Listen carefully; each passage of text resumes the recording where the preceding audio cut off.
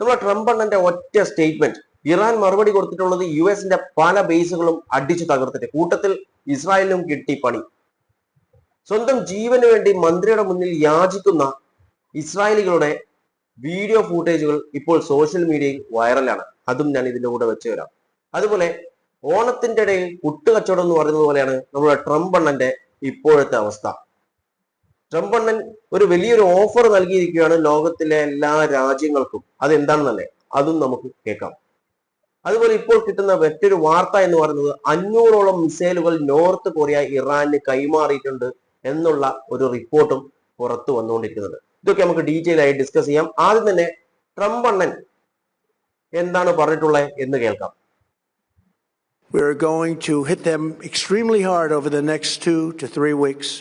We're going to bring them back to the Stone Ages where they belong. In the meantime, discussions are ongoing. Regime change was not our goal. We never said regime change, but regime change has occurred because of all of their original leaders' death. They're all dead. The new group is less radical and much more reasonable. Yet if during this period of time no deal is made, we have our eyes on key targets. If there is no deal, we are going to hit each and every one of their electric generating plants very hard and probably simultaneously. We have not hit their oil, even though that's the easiest target of all, because it would not give them even a small chance of survival or rebuilding. ഇവിടെ നമ്മുടെ Trump അണ്ണൻ പറഞ്ഞ 1-2 കാര്യങ്ങൾ നമുക്ക് കേൾക്കാം. ഒന്നാമത്തെ കാര്യം, regime change ഞങ്ങൾ പറഞ്ഞിട്ടേ ഇല്ല എന്നാണ് ട്രംപ് അണ്ണൻ പറഞ്ഞിട്ടുള്ളത്. നമുക്ക് തന്നെ അറിയാം, ട്രംപ് ഈ യുദ്ധം തുടങ്ങി തന്നെ റിജീം ചേഞ്ച് വരുത്തുമെന്ന് പറഞ്ഞാണ്. പിന്നെ ഇയാളെ കുടിച്ച വെള്ളത്തിൽ വിശ്വസിക്കാനാവാത്തതുകൊണ്ട് ആ കാര്യം നമുക്ക് അങ്ങോട്ട് വിട്ടുകളയാം. അതിനെക്കുറിച്ച് കൂടുതൽ ഡിസ്കഷൻ ഒന്നും വേണ്ട. പിന്നെ പറഞ്ഞിട്ടുള്ളത് ഓയിൽ ഏരിയസിലൊന്നും ഞങ്ങൾ ഹിറ്റ് ചെയ്തിട്ടില്ല എന്നുള്ളൊരു കാര്യമാണ്. എങ്ങനെയാണ് ഹിറ്റ് ചെയ്യുക? കാരണം ട്രംപിന്റെ 2 കണ്ണുകളും അങ്ങോട്ടൊക്കെയല്ലേ ഫോക്കസ് ചെയ്തിട്ടുള്ളത്. കാരണം അതല്ലേ ട്രംപിന്റെ ഉദ്ദേശവും. അപ്പൊ പിന്നെ എങ്ങനെയാണ് അതിനെ ടാർഗറ്റ് ചെയ്യുക? പിന്നീട് പറഞ്ഞ കാര്യമാണ് ഇതിൽ പ്രൊവോക്കേഷൻ ഉണ്ടാക്കിയിട്ടുള്ളത് ഇറാനിന്. ഇറാനോട് പറഞ്ഞിട്ടുള്ള ഒരു കാര്യം എന്ന് പറയുന്നത്, ഇറാനെ 2-3 ആഴ്ച വരുന്ന 2-3 ആഴ്ച നല്ല രീതിയിൽ ഹിറ്റ് ചെയ്യും, പഴയ സ്റ്റോൺ ഏജിലേക്ക് കൊണ്ടുപോകുമെന്നാണ് പറഞ്ഞിട്ടുണ്ടായിരുന്നത്. അത് ഇറാൻ അത്ര പിടിച്ചില്ല. ഇറാൻ തക്കതായിട്ടുള്ള മറുപടി കൊടുത്തിട്ടുണ്ട്. ആ വീഡിയോ കാണാം, അതിനുശേഷം എന്താണ് സംഭവിച്ചത് എന്നുള്ള കാര്യം കൂടി നമുക്കറിയാം. It's wrong. You're fired like a pharaoh. Do you know who was Pharaoh? Read the Quran to understand.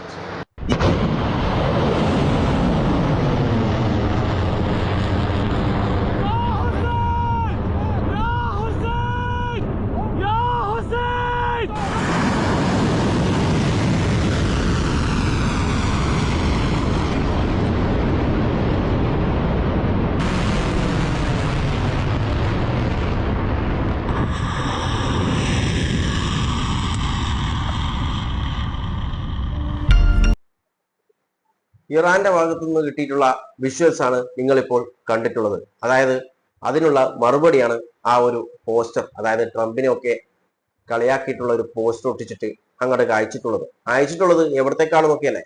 നല്ല തരത്തിലുള്ള ഹിറ്റ് കിട്ടിയിട്ടുണ്ട്. ഇസ്രായേലിന് കിട്ടിയ ഹിറ്റ് ഞാൻ എൻ്റെ ഇതിനു മുൻപത്തെ വീഡിയോയിൽ ഞാൻ പറഞ്ഞിട്ടുണ്ട്. തെല്ലവീവ് അടക്കം ഒരുപാട് സ്ഥലത്ത് നല്ല തരത്തിലുള്ള അടി കിട്ടിയിട്ടുണ്ട്. പല മിസൈൽസും വീണിട്ടുണ്ട്. പല മിസൈൽസിന്റെ ഡിബ്രീസ് വീണിട്ട് ഒരുപാട് നാശനഷ്ടങ്ങൾ ഇസ്രായേലിന് ഉണ്ടായിട്ടുണ്ട്.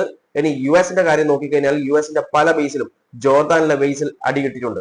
ജോർദാന്റെ മുവാഫക് സാൽറ്റി എയർബേസിലാണ് ജോർദാന്റെ മുവാഫക് സാൽറ്റി എയർബേസിൽ അറ്റാക്ക് ചെയ്യപ്പെട്ടിട്ടുണ്ട്. ഇത് യുഎസ് ഫോഴ്സിന്റെ കീ ഫെസിലിറ്റി ഹൗസ് എന്നാണ് അറിയപ്പെടുന്നത്. അവിടെ കിട്ടിയിട്ടുണ്ട്. അതുപോലെ സൗദി അറേബ്യയിലെ യുഎസിന്റെ ഒരു ബേസിലും കൂടി നല്ല തരത്തിലുള്ള അടി കിട്ടിയിട്ടുണ്ട്. ഒരുപാട് പേർക്ക് ഇഞ്ചുറീസ് ഉണ്ട് എന്ന് പറഞ്ഞിട്ടുണ്ട്. പക്ഷേ മരണങ്ങളൊന്നും റിപ്പോർട്ട് ചെയ്തിട്ടില്ല. അത് പിന്നെ റിപ്പോർട്ട് ചെയ്യില്ലല്ലോ. എങ്ങനെയാണ് അതൊക്കെ റിപ്പോർട്ട് ചെയ്യുക അല്ലെ? കാരണം ലോകം അറിഞ്ഞു കഴിഞ്ഞാൽ അത് അമേരിക്കക്ക് നാണക്കേടാണ്. ഇറാൻ വന്നിട്ട് അടിച്ചിട്ട് ആളുകൾ മരണപ്പെട്ടു. കാരണം ഈ യുദ്ധം തുടങ്ങിയത് തന്നെ അവരാണ്. അപ്പൊ തുടങ്ങിയെടുത്തുനിന്ന് തിരിച്ചു കിട്ടുമ്പോൾ മരണസംഖ്യയൊക്കെ എങ്ങനെയാണ് പുറത്തു വിടുക? അതുകൊണ്ട് തന്നെ അമേരിക്ക ആ കാര്യങ്ങളൊന്നും പുറത്തു വിടില്ല. ഇനി നമുക്ക് ഇസ്രായേൽ, ഞാൻ പറഞ്ഞില്ലേ, സ്വന്തം മരണം മുന്നിൽ കണ്ട് കെഞ്ചുന്ന, അവിടുത്തെ മന്ത്രിയോട് കെഞ്ചുന്ന ഇസ്രായേലിനോട് വീഡിയോ ഒന്ന് കാണാം. אנחנו יכולים להיכנס, יש אזעקה, מרחב מוגן. סליחה, אפשר להיכנס? יש התקפה של טילים מאיראן. סליחה.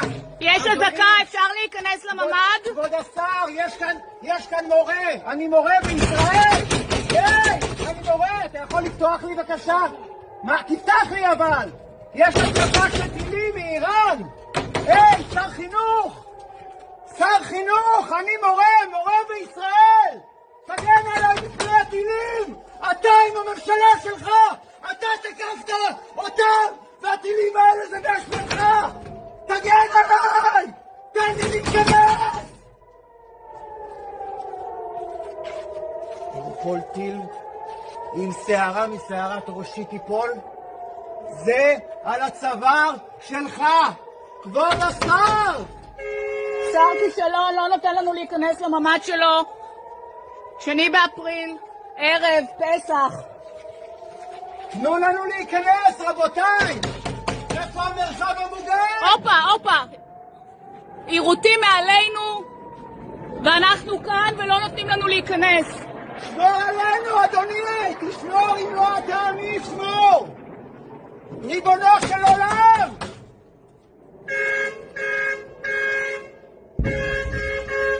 פיצוצים ברקע. מטורף. שומרים על השר וואו. את האזרחים. וואו. אנחנו מופקרים, כבוד השר! אנחנו מופקרים! את האזרחים. מטורף. שר כישלון, הפקרה. ריבונו של עולם! תן לנו להיכנס למרחב המוגן! לא נורמלים. פיצוצים. יש פה פיצוצים, איזה הפקרה. בושה וחרפה. കണ്ടില്ലേ, അയാൾ അവകാശപ്പെടുന്നത് അയാൾ ഇസ്രായേലിലെ ഒരു ടീച്ചറാണെന്നാണ്. ഈ വീട് എന്ന് പറയുന്നത് ഇസ്രായേലിലെ എഡ്യൂക്കേഷൻ മിനിസ്റ്ററിന്റെ ഹൗസ് ആണെന്നാണ് പറഞ്ഞത്. മിസൈൽ പോകുന്നത് കണ്ടിട്ടുണ്ടാവല്ലോ. ആ മിസൈൽ പോകുന്നത് ബങ്കറിൽ കയറ്റാൻ വേണ്ടിയിട്ട്, അതായത് സേഫ് പ്ലേസിലേക്ക് കയറ്റാൻ വേണ്ടിയിട്ടാണ് ആ വ്യക്തി അവിടെ നിന്ന് നിലവിളിച്ചുകൊണ്ടിരിക്കുന്നത്. മുകളിലോട്ട് മിസൈൽ പോകുന്നുണ്ട്, വാർണിംഗ് സാധനങ്ങളും കാര്യങ്ങളൊക്കെ വന്നുകൊണ്ടിരിക്കുന്നുണ്ട്. അതുകൊണ്ടാണ് ബങ്കറിലേക്ക് കയറാൻ വേണ്ടിയിട്ട് ഈ വ്യക്തി യാചിക്കുന്നത്.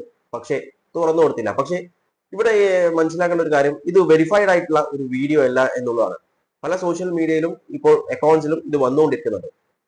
ഇതിന്റെ ഒതന്റിസിറ്റി എത്രത്തോളം ശരിയാണെന്ന് എനിക്ക് പറയാൻ പറ്റില്ല, അത് ആദ്യം തന്നെ ഞാൻ പറയാം. പക്ഷെ ഇതിലുള്ള ഒരു കാര്യം എന്ന് പറയുന്നത്, ഒന്ന്, ഈ മിനിസ്റ്റർ, അതായത് മിനിസ്റ്ററിന്റെ വീടാണെങ്കിൽ അവരെ പ്രൊട്ടക്ട് ചെയ്യുന്നില്ല. അതിൽ വേറൊരു കാര്യമുള്ളത് എനിക്ക് മനസ്സിലായിട്ടുള്ളത്, ഇവർ ബങ്കറിലായിരിക്കും ഉണ്ടാവുക. അപ്പോൾ അവിടുന്ന് ഈ മിസൈലൊക്കെ വരുമ്പോൾ പുറത്തേക്ക് ഇറങ്ങാൻ വേണ്ടി അവർക്കും അവിടെയുള്ള ആളുകൾക്കൊന്നും ധൈര്യം ഉണ്ടാവില്ല. ഒരുപക്ഷെ അതുകൊണ്ടായിരിക്കാം തുറന്നു കൊടുക്കാത്തത്, നമുക്ക് പറയാൻ പറ്റില്ല. പക്ഷേ എന്നിരുന്നാലും ഒരു മിനിസ്റ്റർ, അതായത് ഈ യുദ്ധം തുടങ്ങിയത് അവരുടെ ഗവൺമെന്റ് ആണ്. അങ്ങനെ വരുമ്പോൾ അവിടുത്തെ എല്ലാ സിറ്റിസൺസിന്റെയും പ്രൊട്ടക്ഷൻ ഉറപ്പുവരുത്തേണ്ടത് ആ ക്യാബിനറ്റിലുള്ള ഓരോ മിനിസ്റ്റേഴ്സിന്റെയും ഉത്തരവാദിത്തമാണ്. ഇറാന്റെ കാര്യം നമുക്കറിയാം. ഇറാനിലെ പല ലീഡേഴ്സും മരണപ്പെട്ടിട്ടുണ്ട്. പക്ഷെ പല ലീഡേഴ്സും മരണപ്പെടുമ്പോൾ ഇവരൊന്നും ഇവരെ പോലെ ബങ്കറിൽ ഒളിച്ചു നിന്നിട്ടില്ല. അവരുടെ രാജ്യത്തെ ജനങ്ങളെ സംരക്ഷിക്കാൻ പരമാവധി അവരൊക്കെ ചെയ്തിട്ടുണ്ട് എന്നാണ് അറിയാൻ സാധിച്ചിട്ടുള്ളത്. അതായത് ന്യൂസ് റിപ്പോർട്ട്സും കാര്യങ്ങളൊക്കെ മനസ്സിലായിട്ടുള്ള കാര്യങ്ങൾ അതൊക്കെയാണ്. പക്ഷെ ഇവർ ചെയ്തുകൊണ്ടിരിക്കുന്നത് അവർ സ്വയം രക്ഷപ്പെടുക മാത്രമാണ് ചെയ്യാൻ ശ്രമിക്കുന്നത് എന്നാണ് ഈ വീഡിയോയിൽ നിന്നും എനിക്ക് മനസ്സിലാവുന്നത്. അതുപോലെ നിങ്ങളുടെ അഭിപ്രായം നിങ്ങൾ എഴുതി അറിയിക്കുക.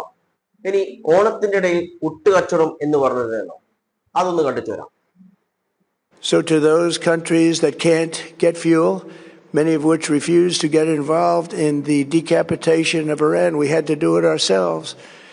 I have a suggestion. Number one, buy oil from the United States of America. We have plenty. We have so much. And number two, build up some delayed courage. Should have done it before. Should have done it with us, as we asked. Go to the Strait and just take it. Protect it. Use it for yourselves. Iran has been essentially decimated. The hard part is done, so it should be easy. And in any event, when this conflict is over, the Strait will open up naturally. It'll just open up naturally. They're going to want to be able to sell oil because that's all they have to try and rebuild. It will resume the flowing and the gas prices will rapidly come back down. Stock prices will.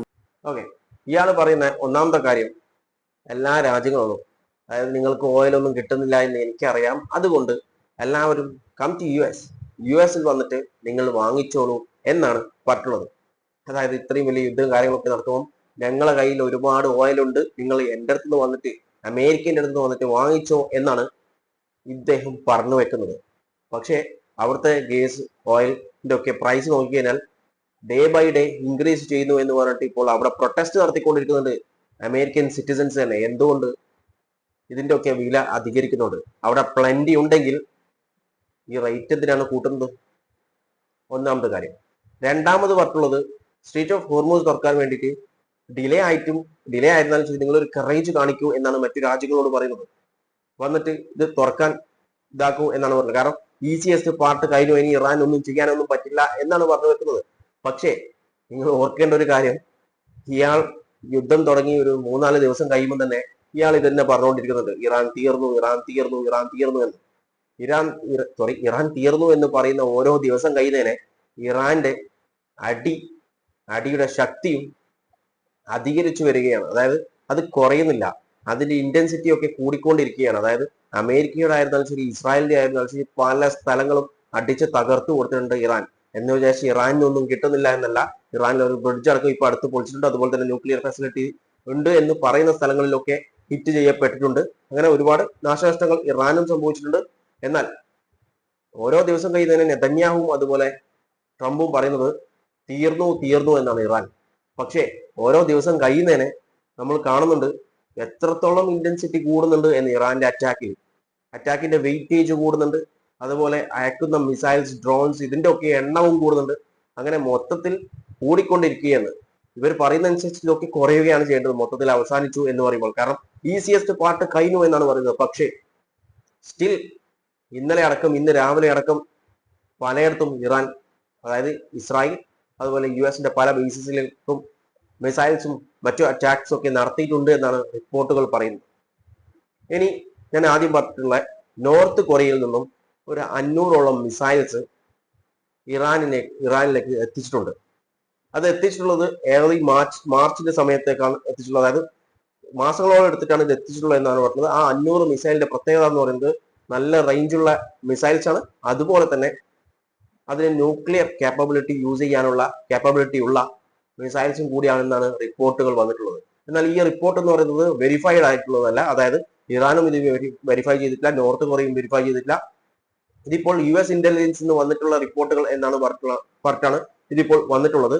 ഇനി ഇത് സത്യമാണെങ്കിൽ വരുന്ന ദിവസങ്ങളിൽ നമുക്കിത് prove ചെയ്യാൻ പറ്റും. കാരണം നമുക്കറിയാം ഇറാന്റെ ഭാഗത്ത് ഒരു 2000-2800 ഒക്കെ റേഞ്ചുള്ള മിസൈൽസ് ഒക്കെ ഉള്ളൂ എന്നാണ് ലോകം കരുതിയിരുന്നത്. എന്നാൽ UK ഒരു ബേസിൽ അടിച്ചപ്പോൾ 4000ഓളം കിലോമീറ്റർ സഞ്ചരിച്ച് അടിക്കാനുള്ള സാധനങ്ങൾ അവർക്ക് കാപ്പബിലിറ്റി അവർക്ക് ഉണ്ട് എന്ന് ലോകത്തിന് മനസ്സിലായിട്ടുണ്ട്. അപ്പോൾ 4000 ആണോ ഇനി അതിന്റെ മുകളിലേക്കുണ്ടോ എന്ന് കണ്ടറിയേണ്ടി വരും. വരും ദിവസങ്ങളിൽ ഇങ്ങനെ ഒരു മിസൈൽ കൊടുത്തിട്ടുണ്ടെങ്കിൽ അത് ബ്രേക്ക് ചെയ്യുക തന്നെ ചെയ്യും. അതായത് ഈ മിസൈൽസ് അവിടെ എത്തിയിട്ടുണ്ട് എന്നുള്ള ന്യൂസസ് ഇപ്പോൾ വെരിഫൈഡ് അല്ല. അതാണ് ഞാൻ പറഞ്ഞിട്ടുള്ളത്, ഈ കാര്യം വെരിഫൈഡ് അല്ല. പക്ഷേ ഇത് ഉള്ളതാണെങ്കിൽ, സത്യമാണെങ്കിൽ, ഇത് വെരിഫൈ ചെയ്തിട്ടുള്ള തന്നെ സ്റ്റേറ്റ്മെന്റ്സ് പുറത്തു വരുന്നതായിരിക്കും, അത് വിത്ത് പ്രൂഫ്. ഇവർ പറയുന്നത്, ആ റിപ്പോർട്ടിൽ പറഞ്ഞിട്ടുള്ള ഒരു കാര്യം എന്ന് പറയുന്നത്, ഈ മിസൈലിൽ നോർത്ത് കൊറിയയിൽ നിന്ന് ഇവിടെ എത്തുമ്പോൾ ഒരു സീക്രട്ട് ഏജന്റും, അതായത് സീക്രട്ട് ഏജൻസിന്റെ US ആവട്ടെ മറ്റു സീക്രട്ട് ഏജൻസീസ് ആവട്ടെ, ഇവരൊന്നും അറിയാതെ അത്രയും സീക്രട്ട് ആയിട്ടാണ് ഈ ഒരു സാധനം ഇവിടെ എത്തിച്ചിട്ടുള്ളത് എന്നാണ് പറഞ്ഞിട്ടുള്ളത്. ആ ഒരു കാര്യമാണ് ഇപ്പോൾ US ബ്രേക്ക് ചെയ്തു എന്ന് പറയുന്നത്. ട്രംപിന്റെയും ഇറാന്റെയും വ്യത്യാസം നോക്കിക്കഴിഞ്ഞാൽ ട്രംപ് 99% സംസാരിക്കും, ആക്ഷൻ 1%. എന്നാൽ ഇറാന്റെ കാര്യം അങ്ങനെയല്ല, നേരെ തിരിച്ചിട്ടാണ്. 1% സംസാരമൊക്കെ ഉള്ളൂ, 99% ആക്ഷൻസ് ആണ്. ട്രംപ് ഇവിടുന്ന് എന്തെങ്കിലും പറയുമ്പോൾ തന്നെ പിറ്റേ ദിവസം അല്ലെങ്കിൽ അത് കഴിഞ്ഞിട്ട് ഒരു മണിക്കൂറിനുള്ളിൽ US പല ഫെസിലിറ്റീസിനും അടി വന്നിട്ടുണ്ടാവും, അല്ലെങ്കിൽ അടിക്കാനുള്ള പ്ലാനിങ് നടന്നിട്ടുണ്ടാവും. അതുപോലെയുള്ള കാര്യങ്ങൾ ഞാൻ പറഞ്ഞല്ലോ, സ്റ്റോൺ ഏജിന്റെ കാര്യം പറഞ്ഞു, കിട്ടി അപ്പം തന്നെ. US പല ബേസസിലും കൂടി കിട്ടിയിട്ടുണ്ട്. ഇസ്രായേലിന്റെ കാര്യവും ഭയങ്കര പരിതാപകരമാണ്. കാരണം നല്ല രീതിയിൽ അടി വരുന്നുണ്ട്, പക്ഷെ അവിടുത്തെ ഒക്കെ മരണസംഖ്യ, അതായത് ഇസ്രായേലി ആവട്ടെ അല്ലെങ്കിൽ US ഫെസിലിറ്റീസിലൊക്കെ അടിച്ചതിന്റെ ഉള്ള മരണസംഖ്യ ഒന്നും പുറത്തു വരുന്നില്ല. പിന്നെ മരണസംഖ്യ അവർ പുറത്ത് വിടുകയും ചെയ്യില്ല. ഇറാനികൾ, അതായത് ഇറാന്റെ IRGC ഒക്കെ ഇത്ര പേര് മരണപ്പെട്ടിട്ടുണ്ടാവും അല്ലെങ്കിൽ പെട്ടിട്ടുണ്ട് എന്നൊക്കെ പറയുന്നുണ്ട്. പക്ഷെ അതൊക്കെ എത്രത്തോളം വിശ്വസനീയമാവും പറയാൻ പറ്റില്ല. അതുപോലെ തന്നെ ഈ ഒരു യുദ്ധത്തിൽ അവിടെ മരണപ്പെട്ട, അതായത് US ഭാഗത്ത് നിന്നാലും ശരി ഇസ്രായേലിന്റെ ഭാഗത്ത് നിന്നാലും ശരി മരണപ്പെട്ട ആളുകളുടെ കണക്കുകൾ കൃത്യമായി ലോകം അറിയാൻ പോകുന്നില്ല. കാരണം എത്ര ശ്രമിച്ചിട്ടും അവർ ആ കാര്യം മൂടി വെക്കാൻ ശ്രമിക്കും. എന്ത് വില കൊടുത്തിട്ടായിരുന്നാലും ശരി ആ കാര്യം അവർ മൂടി വെക്കും. കാരണം അത് പുറം ലോകം അറിഞ്ഞു കഴിഞ്ഞാൽ നാണക്കേട് അവർക്ക് ആ രണ്ട് രാജ്യങ്ങൾക്ക് തന്നെയാണ്.